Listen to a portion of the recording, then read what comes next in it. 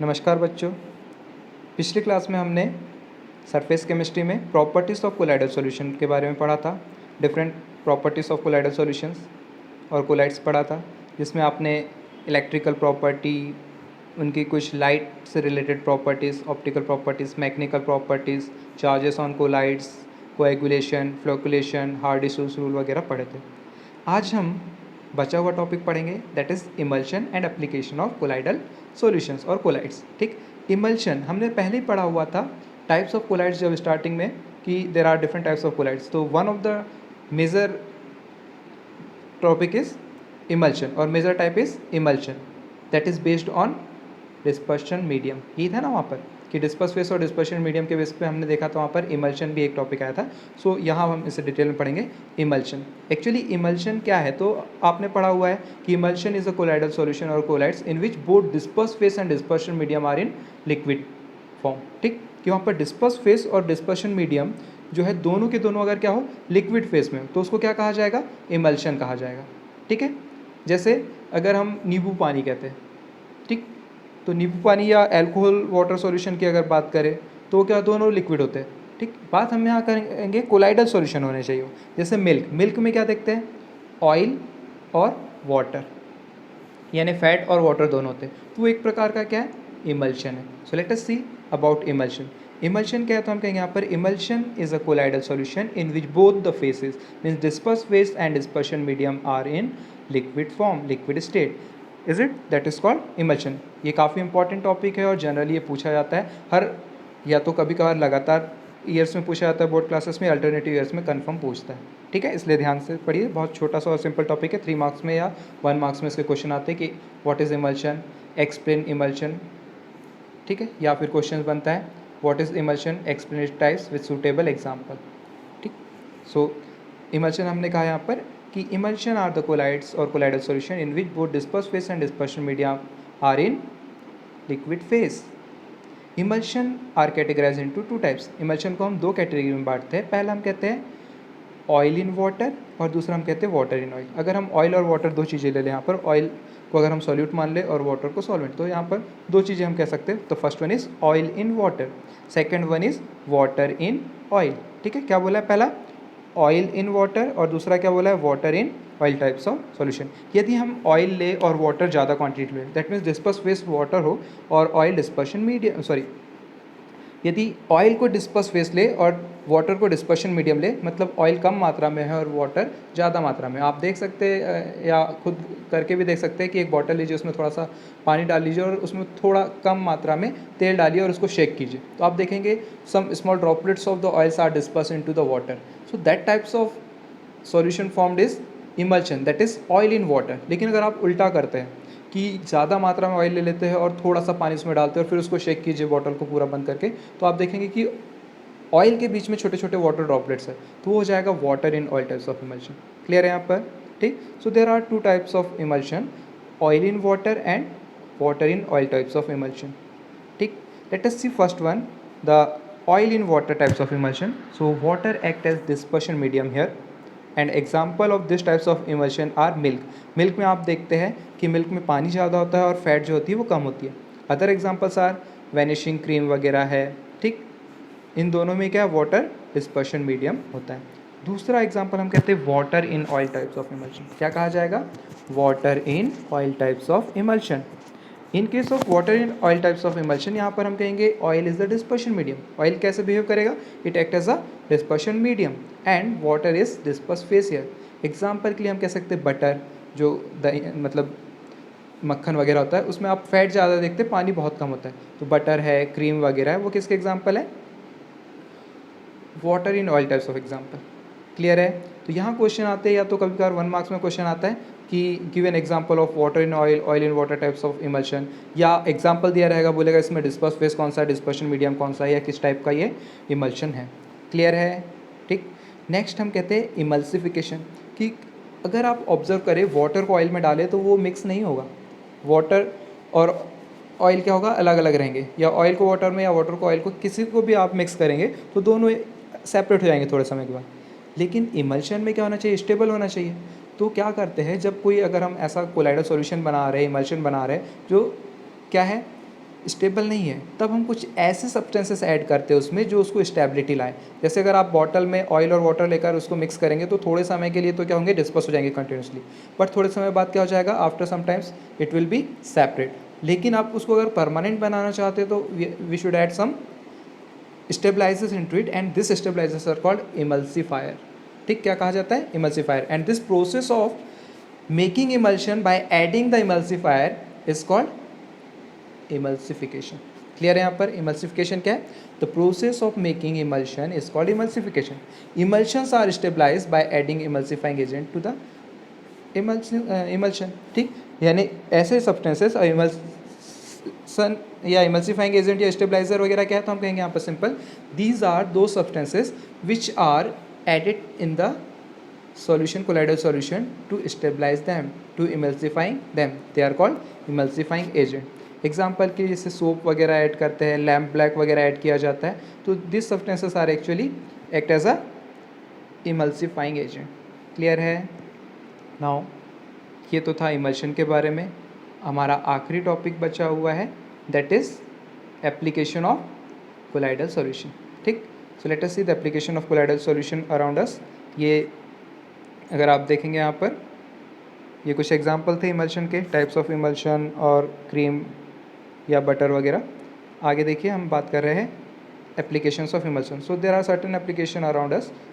जैसे आप देखते हैं blue colour of the sky. ठीक, क्या कहा जाता है, ब्लू कलर ऑफ स्काई क्यों होता है, हम कहेंगे यहाँ पर actually in the sky dust particle और some suspended particle of waters are in the air which scatter the blue light which reaches to our eyes and the sky looks blue. Clear है कि जो हमें sky blue colour का दिखाई देता है उसका रीज़न क्या है, आपने फिजिक्स में भी पढ़ा होगा, वहाँ दूसरा रीज़न है। यहाँ पर हम कहेंगे कि ब्लू कलर ऑफ स्काई को अगर हम एक्सप्लेन करें कोलाइडल सॉल्यूशन के वे में या कोलाइड्स के थ्रू, तो हम कहेंगे the suspended particle of water and dust are in the air when the light are scattered through this particles it reaches to our eyes as a blue light, that's why sky looks like blue और looks blue. Clear है यहाँ पर। दूसरा हम कहते हैं blood. Actually blood is a colloidal solution. ठीक, blood क्या है, एक एल्ब्यूमिनॉइड है और वो एक प्रकार का कोलाइडल सॉल्यूशन है जिसमें हम कहेंगे यहाँ पर प्लाज्मा, उसमें ब्लड सेल्स वगैरह पाए जाते हैं। ठीक है, तो प्लाज्मा और ब्लड सेल्स वगैरह पाए जाएंगे, वो एक कोलाइडल सॉल्यूशन का फॉर्मेशन करते हैं। ठीक, so blood is a colloidal solution of albuminoid substances. ठीक, एल्ब्यूमिनाइड सब्सटेंसेस वगैरह का क्या है, एक सॉल्यूशन है। इसमें अगर आप देखें तो उसमें एलम है, फेरिक क्लोराइड सॉल्यूशंस वगैरह जब ऐड करते हैं, कब, जब ब्लीडिंग वगैरह होती है और कट वगैरह लग जाए, हमारे शरीर से ब्लड वगैरह निकलता है, तो वहाँ पर टिंचर वगैरह ऐड करते हैं। टिंचर क्या होता है एक्चुअल में, फेरिक क्लोराइड वगैरह का neutral ferric hydroxide ferric chloride का सॉल्यूशन होता है। ठीक है, एलम फिटकरी वगैरह लगाते हैं, तो ये क्या करते हैं, this Al3+ ion from the alum, Fe+ ions from the alum, या sorry ferric chloride just coagulate. अभी हमने कोएगुलेशन पढ़ा था, तो वो ब्लीडिंग स्टॉप कर देंगे और उसका कोएगुलेशन कर देंगे, ब्लड की क्लॉटिंग कर देंगे। क्लियर है यहाँ पर। तो ये भी एक एप्लीकेशन है किसका, कोलाइडल सॉल्यूशंस का, कोलाइड्स का। दूसरा हम कहते हैं यहाँ पर फॉर्मेशन ऑफ डेल्टास। आपने समुद्र के किनारे बड़े बड़े डेल्टा फॉर्मेशन देखा होगा, when the rivers are comes in contact near by the sea coastal area, so there is formation of deltas. आप सुंदरवन डेल्टा वगैरह के बारे में काफ़ी सुने हो। ठीक है, तो क्या कहा जाता है, डेल्टा फॉर्मेशन कैसे होगा, तो क्या कहा जाएगा कि जब समुद्र का पानी, ठीक है, और नदियों का पानी कांटेक्ट करेगा, as we know that the running water of rivers contains several clay. ठीक, कि उनके अंदर क्या होते हैं, clay and dust particles, stone particles are with them, as they are running so they are having charges on them. When this charge particles of rivers comes in contact with the saline water of sea. Saline water acts as the electrolyte. So there is precipitation or coagulation takes place at their adjoining areas, और जहाँ पर वो जुड़ रहा है वहाँ पर junction पर क्या होगा, प्रेसिपिटेशन होगा और इन पार्टिकल्स का सेटल डाउन होना शुरू हो जाएगा, and after a long period of time there is formation of deltas takes place. Clear है यहाँ पर कि धीरे धीरे वो क्ले वगैरह जो मिट्टी है, चार्ज पार्टिकल है, वो समुद्र के खारे पानी से इलेक्ट्रोलाइट वाले जो पानी है उसके साथ में जुड़कर क्या करेंगी, डिपॉजिट होना शुरू हो जाएगी और धीरे धीरे वहाँ पर डेल्टास का फॉर्मेशन हो जाएगा। क्लियर है यहाँ पर, ये समझ में आया। ठीक, देन बात करते हैं हम एप्लीकेशन ऑफ कोलाइड्स में आगे, इलेक्ट्रिकल प्रेसिपिटेशन ऑफ स्मोक्स। ठीक है, क्या कहा जाएगा, इलेक्ट्रिकल प्रेसिपिटेशन ऑफ स्मोक। यहाँ पर ध्यान दें, इन case of electrical precipitation of smoke की अगर बात करें तो जो इंडस्ट्रीज़ वगैरह होती है, बहुत सारी इंडस्ट्रीज़ वगैरह से धुआं या जो स्मोक वगैरह है, डस्ट पार्टिकल वगैरह एयर में छोड़े जाते हैं through their chimneys, is it? So this smoke particle consists several particles such as carbon, arsenic, compound, dust, etc. and that pollute the air. ठीक है? The smoke particle before it comes out from the chimney, it leads to the chamber containing plates having charge opposite to that of carried by the smoke particles. ठीक, क्या करते हैं कि यहाँ से जो इसको प्यूरीफाई करने के लिए before expose into the air, before releasing into the air, कि जो धुआं है जो वहाँ से स्मोक वगैरह निकल रहा है, ठीक है, उसको ट्रीटमेंट करना ज़रूरी है। और उसके लिए हम कॉटरल चैम्बर वगैरह का यूज़ करते हैं। और कॉटरल चैम्बर क्या होता है? एक बड़ा सा चैम्बर होता है जिसमें स्मोक वगैरह ट्रीटमेंट के लिए यूज़ करते हैं। यहाँ पर एक हम कहेंगे बहुत बड़ा सा नोब वगैरह पेंडुलम टाइप का चार्ज, जिसमें high voltage current about 30,000 volt current pass होगा। तो जब यहाँ से धुआं वगैरह जाएगा और इससे टकरा कर निकलेगा तो इस पर क्या है? पॉजिटिव चार्ज है। और स्मोक वगैरह पे कौन सा चार्ज है? नेगेटिव चार्ज है। तो ये क्या करेंगे?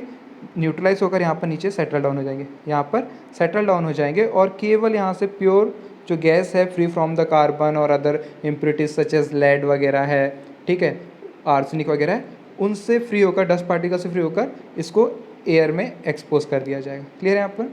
So the particles which comes in contact with this plates, यहाँ जो प्लेट लगी हुई है, नोब जो लगी हुई है, वो क्या करेंगे? उसको they will neutralize this particle and get precipitated. The particles thus settle down on the floor of the chamber, कि यहाँ पर वो नीचे सेटल डाउन हो जाएंगे। और जो प्रेसिपिटेटर है इसी को क्या कहा जाता है? कॉटरेल स्मोक प्रेसिपिटेटर वगैरह हम कहते हैं। क्लियर है यहाँ पर? तो आजकल जो फैक्ट्रीज़ वगैरह, बड़ी बड़ी जो इंडस्ट्रीज़ वगैरह है, उनमें पॉल्यूशन को कम करने के लिए जनरली इस प्रकार के कोलाइडल एप्लीकेशंस का यूज़ किया जाता है। नेक्स्ट हम देखते हैं प्यूरिफिकेशन ऑफ ड्रिंकिंग वाटर। हम जानते हैं कि ड्रिंकिंग वाटर वगैरह में बहुत सारे minerals, suspended impurities, charge particles वगैरह होते हैं, ठीक है। तो कुछ पार्टिकल्स हमारी बॉडी के लिए यूज़फुल है, लेकिन बहुत सारे जो पार्टिकल्स है वो सस्पेंडेड इम्प्योरिटीज़ है वो हार्मफुल होते हैं, ठीक है। So let us see the purification of drinking water. The water obtained from natural resources often contains suspended impurities. Alum added to such water to coagulate the suspended impurities and make water fit for drinking purpose. Clear है यहाँ पर कि generally पहले के समय में, आजकल तो आरओ वगैरह आ गए, पहले के समय में फिटकरी वगैरह डाली जाती थी पानी में कि उसमें जो मिट्टी वगैरह है, जो माइक्रोस वगैरह है वो सेटल डाउन हो जाए, जो सस्पेंडेड पार्टिकल वगैरह वो सेटल डाउन हो जाए और पानी पीने योग्य हो जाए, ठीक। तो वो भी एक एप्लीकेशन थी किसकी? कोलाइडल सॉल्यूशंस की, कोलाइड्स की, ठीक है। तो इस प्रकार से हम देखते हैं ड्रिंकिंग वाटर को। फिर आजकल क्या देखते हैं, ड्रिंकिंग वाटर के केस में डिफरेंट चैम्बर्स वगैरह बना देते हैं और इनमें इनको जो सस्पेंडेड पार्टिकल्स वगैरह है उनको यहाँ पर आप देख पाएंगे इसमें रखा जाता है और अलग अलग लेवल पर उनको फ़िल्टर किया जाएगा। ये जो सस्पेंडेड इम्प्योरिटीज़ वगैरह है वो सेटल डाउन हो जाएगी और नीचे क्या रहेगा? यहाँ पर केवल प्योर वाटर ही मिलेगा। यानी अलग अलग लेवल पर यहाँ पर फिल्ट्रेशन होते जा रहा है और ये क्या हो रहा है? हमें प्योर वाटर वगैरह मिल पाएगा, ठीक है। समझ में आया? ड्रिंकिंग वाटर जो प्लांट होते हैं उसमें यहाँ पर देखो कोएगुलेशन वगैरह कर रहे हैं, फिर फ्लोकुलेशन वगैरह करेंगे, फिर सेडिमेंटेशन करेंगे, फिर फिल्ट्रेशन वगैरह करके हमको ड्रिंकिंग वाटर वगैरह मिलता है।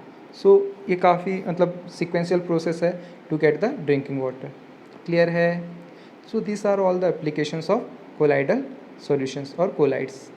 इस चैप्टर में इतना ही था। आप इस चैप्टर को पूरा पढ़िए, थ्योरेटिकल चैप्टर है, इसको तैयार कीजिए अच्छे से और कोशिश कीजिए कि वर्ड टू वर्ड पढ़े आप एनसीईआरटी, तो आपको बहुत सारे क्वेश्चंस के आंसर खुद ब खुद मिलते जाएंगे। उसके बाद उन्हें नोट डाउन कीजिए और फिर यदि कोई प्रॉब्लम है, कोई डाउट्स है, उन्हें इकट्ठा कीजिए और फिर हम डिस्कस करेंगे उसे। Okay, best of luck, bye.